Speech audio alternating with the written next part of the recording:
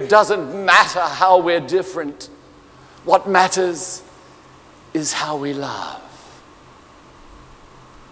And so this morning, I leave you with her wisdom, that in a sink full of green tomatoes and one wildly bright red apple, there is so much to be gained from being the water.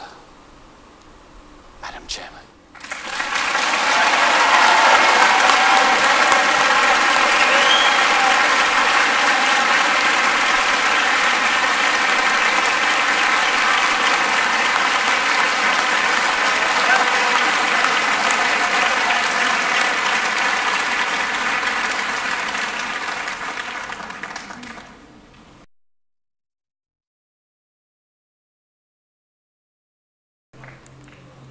The winner of the 2009 World Championship of Public Speaking is Mark Hunter.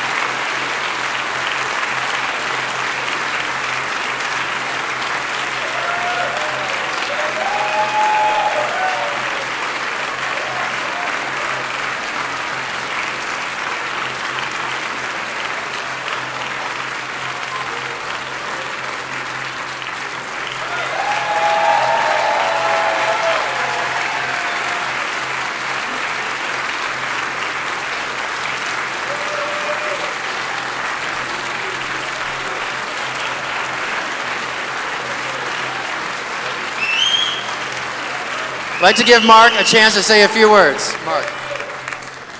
Thank you, Mr. Chairman. What an awesome privilege.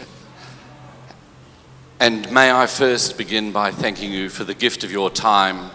If you look at 1,000 people times 7 minutes, that's 7,000 minutes of life that you gave not only me, but my fellow competitors on the stage this morning, and I thank them and acknowledge them as well. I'd like to thank also Bill Stevens, who has, since my first attempt at this task in 1996, when I was a Toastmaster for just over a year, Bill has taken all my dreams and my passions and my beliefs and my stories and put them so well onto an audio visual so it can be shared with others. I've got to thank my sister again. I also want to thank my mother, who gave me this voice and a passion for sharing who I am and being strong enough to do that in a way that I can say I both live and love that which I share on this particular stage or any stage.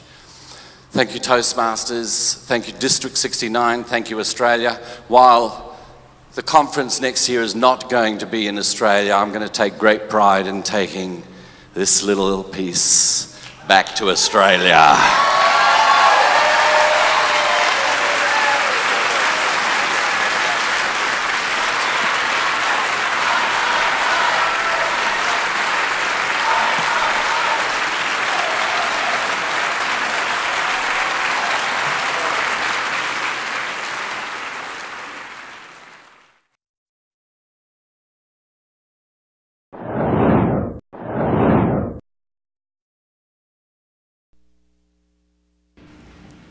Speaker number 9, Linus Chang. Being Jane, Linus Chang.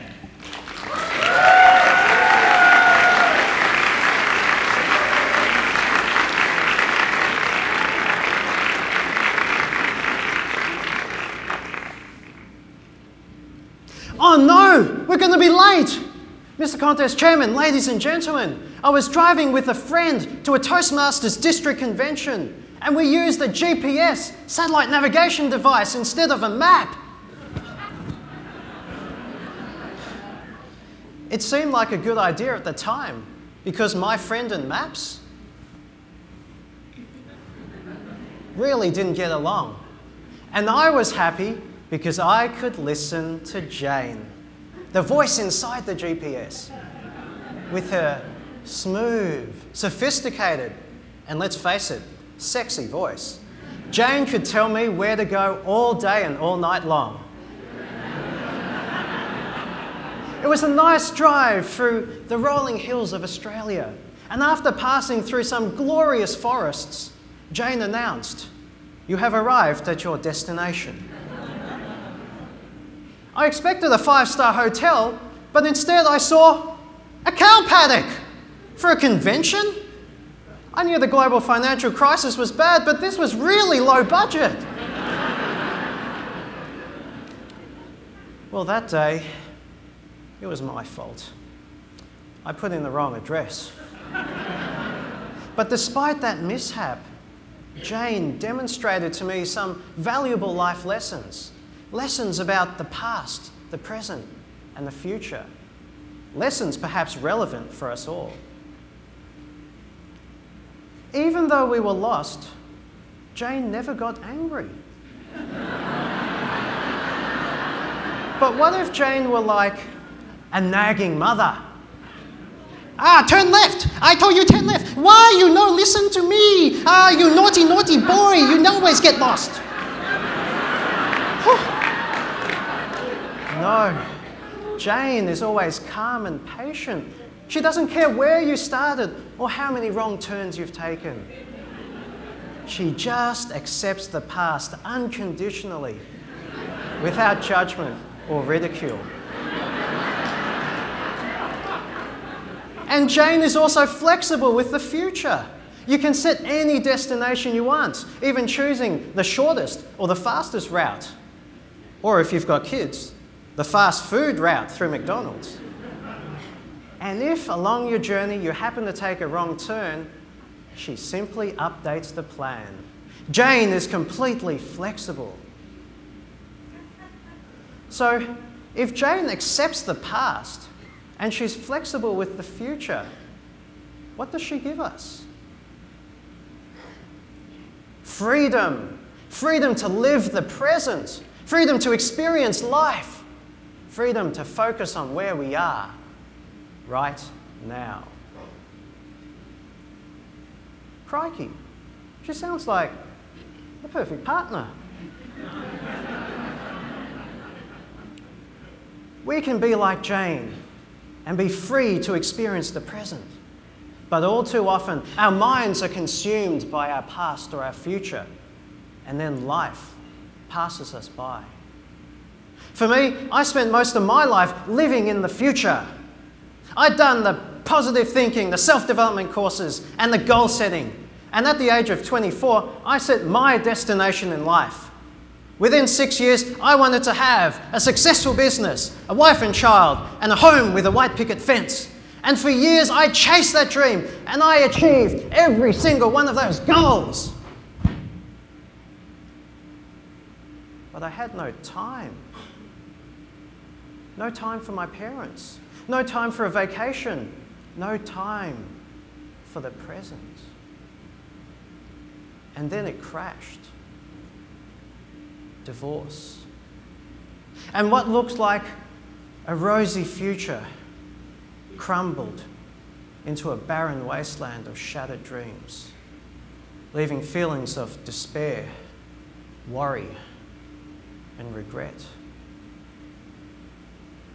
Where did it all go wrong? What could I have done differently? When will I see my son? How will I cope being an only parent? What about the business, the house, the car? Will I be alone forever? Stop!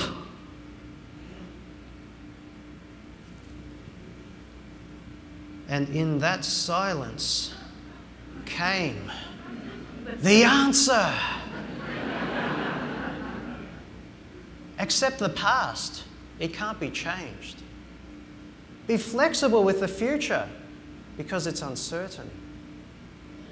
They are the keys to freedom, to live the present. When I set myself free, I realized life had passed me by. Because of the turmoil in here, I'd missed the world out there. And then I reconnected with my parents and rediscovered life's opportunities.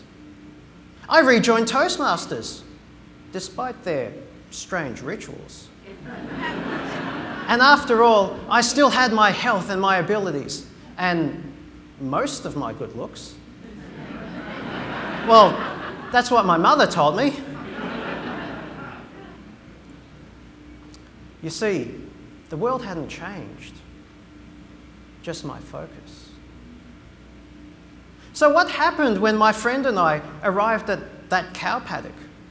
We could have been angry at each other or at the GPS, but instead we chose to be present, admiring the beautiful scenery of the rolling hills, spotting kangaroos and koalas amongst the gum trees.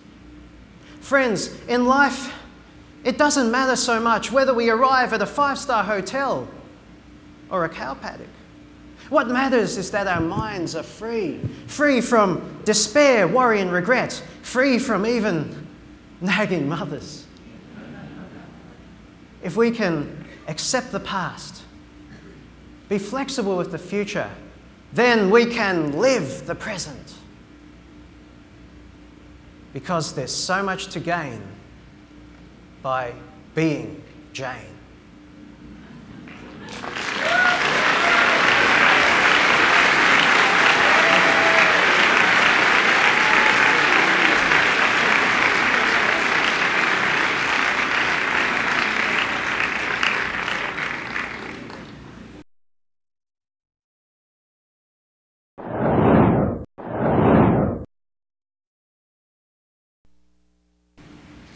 Speaker number 7, Robert McKenzie. My alter ego, Robert McKenzie.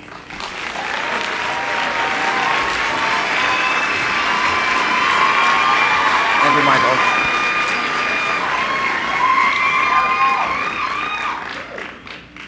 Mr. Toastmaster, ladies and gentlemen, may I present to you my alter ego, Bob. Full name, Bobby Backwards. Bob for short, because Bob backwards is, well, you see, when I want to go forward, my alter ego wants to go backwards. When I say yes, Bob says no. And Bob always gets his way. I mean, just look at the size of him. Now, he's grown to this height and to this girth by consuming all of the no's that I have uttered over my lifetime.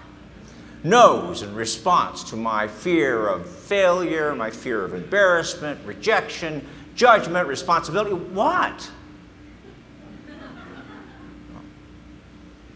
Moving on. Now, the amazing feature of my alter ego is because he's so big, there's a dark space inside with a door, and I can actually open this door, and when I step inside and close the door, nobody hear anything that anybody else is saying either. It comes in pretty handy when you have an alter ego like mine.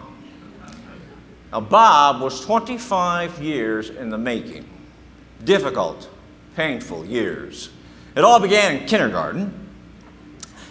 At the end of the year, the teachers had invited the parents to come visit and have the kids recite the musical scales. And my turn came, and I looked at my parents, I looked at the class, and suddenly I was petrified with fear. I felt as if I was disappearing, melting away, and the only sound that I could utter was one single word. And so began the development of my alter ego. Little League? No. Piano lessons? No. High school debate team? Nope. Graduate school? By the time I was 30, I had said no more often than Toyota said recall.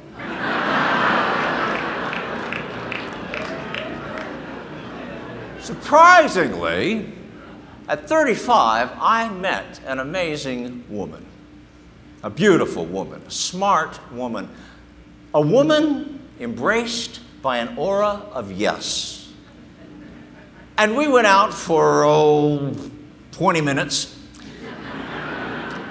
And she said to me, Robert, I see something in you. You're 35, you're going nowhere, and you're broke. Yet I believe in you. I have faith in you, and I want to spend my life with you. And I stood there, listening to these amazing words coming from this wonderful woman. And suddenly I was overwhelmed with this feeling of fear. Fear of responsibility, of commitment, of fatherhood. So I ran into my dark space and I was about to close the door when a new fear gripped me. The fear that my life was about to pass me by. And as that woman turned to walk away, I stepped back out into the light. I took hold of her hand and I said, yes. And it felt good.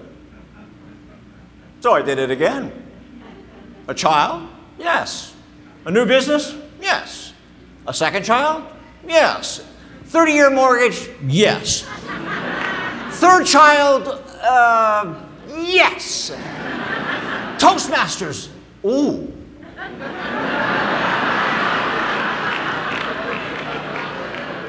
Yeah. 20 years, a world of yes. Which took me to November 2nd, 2006. I woke up in a hospital with machines lurking over me like vultures. Doctor to my left, nurse to my right. What happened, I asked. Well, you just had an episode of sustained monomorphic ventricular tachycardia. Is that English? You had a heart attack. Oh.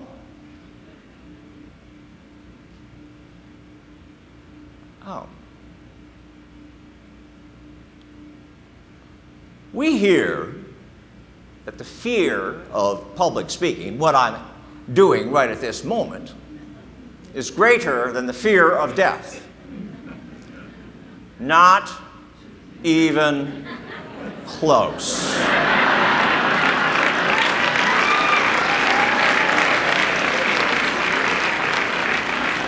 3 days later, I walked out of the hospital. The sun was shining, but something was blocking my light. Hello. Door was open, so I got inside. I have to admit to you that I stayed here for 3 months, saying no to my family, no to my friends, no to my life. Close the door, Bob said. But I knew that if I closed the door this time, I wasn't coming back out. And as I turned and watched as my family began to fade away, I again stepped back out into the light. I took hold of that same beautiful woman's hand, who was holding the hands of my children, whose hands were being held by my loved ones and by strangers and by you, my new friends. And it feels good.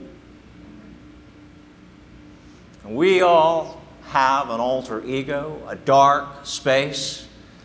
And when fear grips us, when it immobilizes us, when it consumes us, we desperately want to run to this dark space and close the door.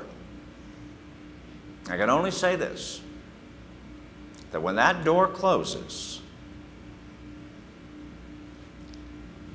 make sure you're on the side of the light. Mr. Toastmaster.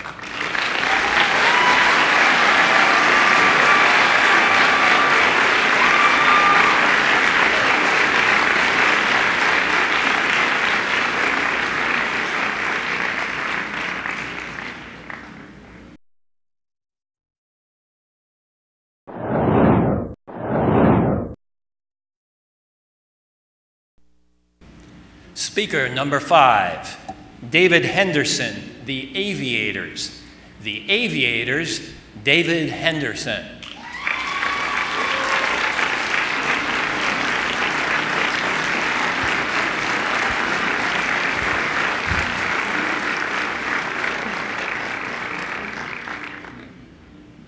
In 1983, the 2 best pilots in Texas teamed up to fight the Red Baron. We called ourselves the Aviators. Snoopy 1 to Snoopy 2. I see him. Brake hard right. Tighten your britches. I'm coming in hot. Woo-hoo! Mr. Contest Chair, fellow Toastmasters, it was official. We flew a bajillion combat missions with 0 casualties. We were invincible. So we thought. Truth is, we were too young to know that sooner or later, we all fall down. That's the bad news. The good news is, no matter how badly you fall, love can lift you back up. I met my first love in kindergarten. Every kid had a job during recess. We were cops and robbers, cowboys and Indians, Barbies and Kens. No 2 kids had the same job, which was most apparent the one day each year we wore our professional attire to school. Halloween. I had the costume contest in the bag until Jackie Parker walked in a Snoopy aviation costume just like mine. Except she had moves like a runway model. Ba-dum-bum, ba-dum, ba-dum, bum, bum. I thought I heard music, but it was just the rhythm of my heart.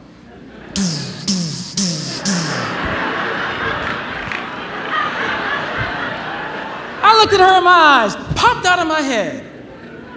And she looked at me the way my mom looked at my dad after he forgot their anniversary.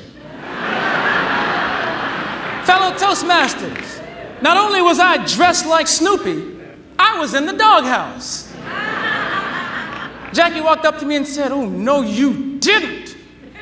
Are you mad that we have on the same outfit?" "No." "Yes." "Maybe."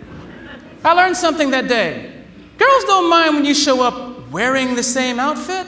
They mind when you show up looking better in the same outfit. You see, in addition to my helmet, goggles, and bomber jacket, I had a real silk scarf, and Jackie didn't. For some reason I didn't know then, and I don't know now. I gave my scarf to Jackie. She won the contest, but I won her over. After that, we were the Aviators. And we were invincible.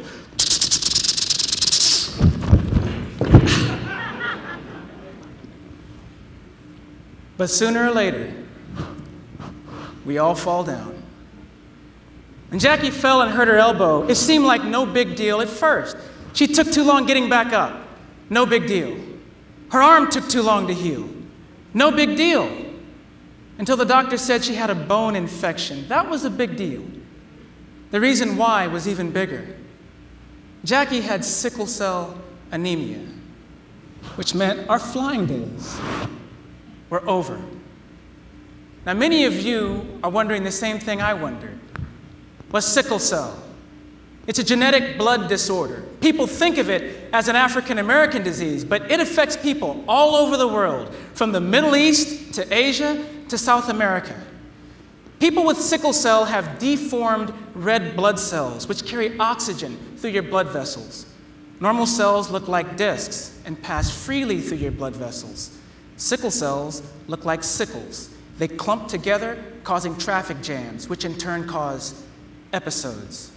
First you're fine, and then you get an infection. And then you're fine, and then you're in pain. And then you're fine, and then you die.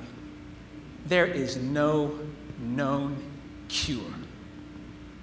I'm ashamed to say it now, but when my mom told me that, I questioned, what's the point in loving somebody? I mean, truly loving somebody. when you know they're going to die. And fellow Toastmasters, I will never forget my mom putting her hands on my shoulders, looking me in the eyes and saying, baby, losing people is part of loving people. When it happens isn't up to you.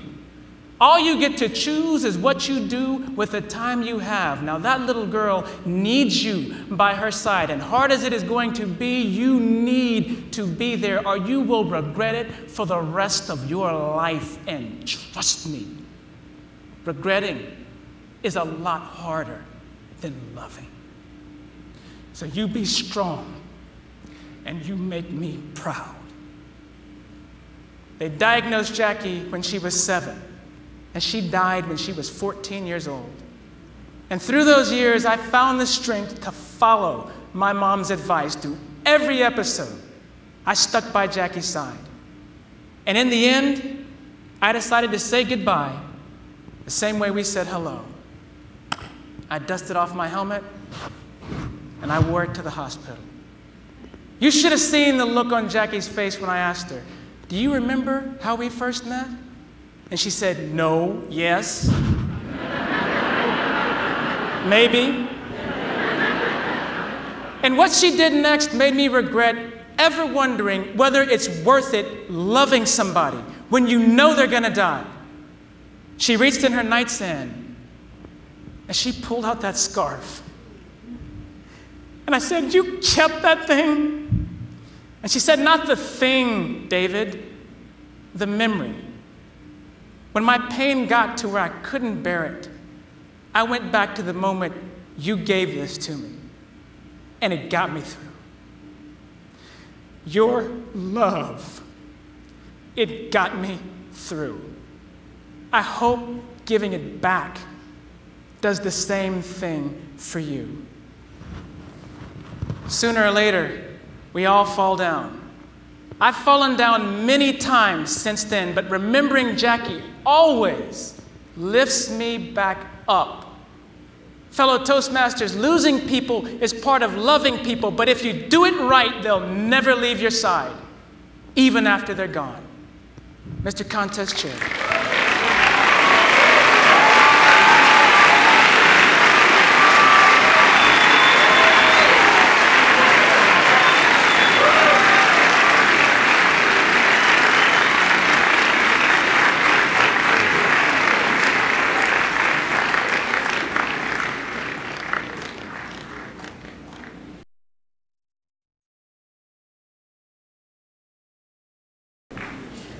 And the name we've all been waiting for. The winner of 2010 World Champion of Public Speaking, David Henderson.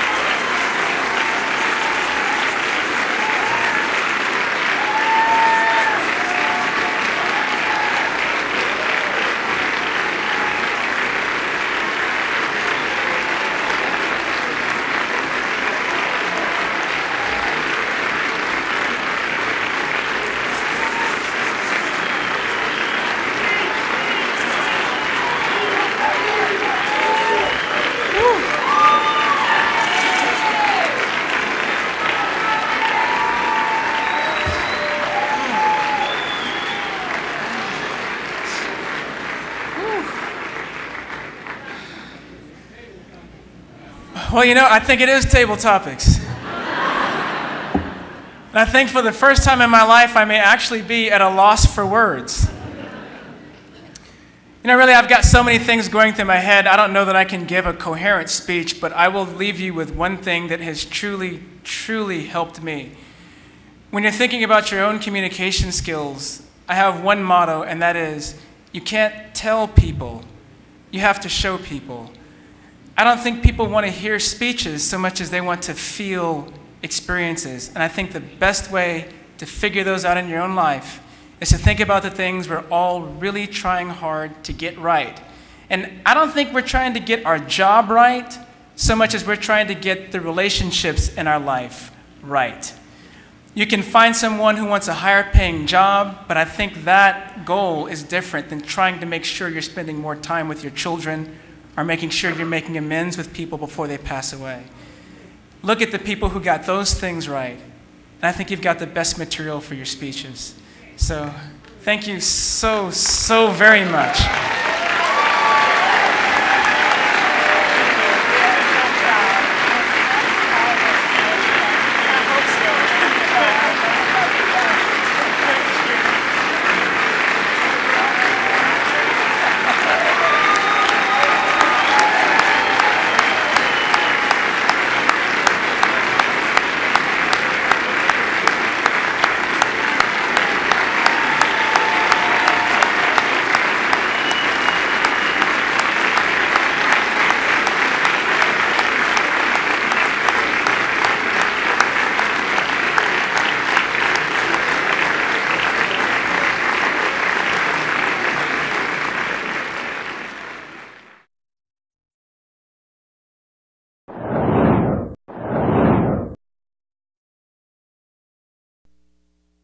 Speaker 3, Logan.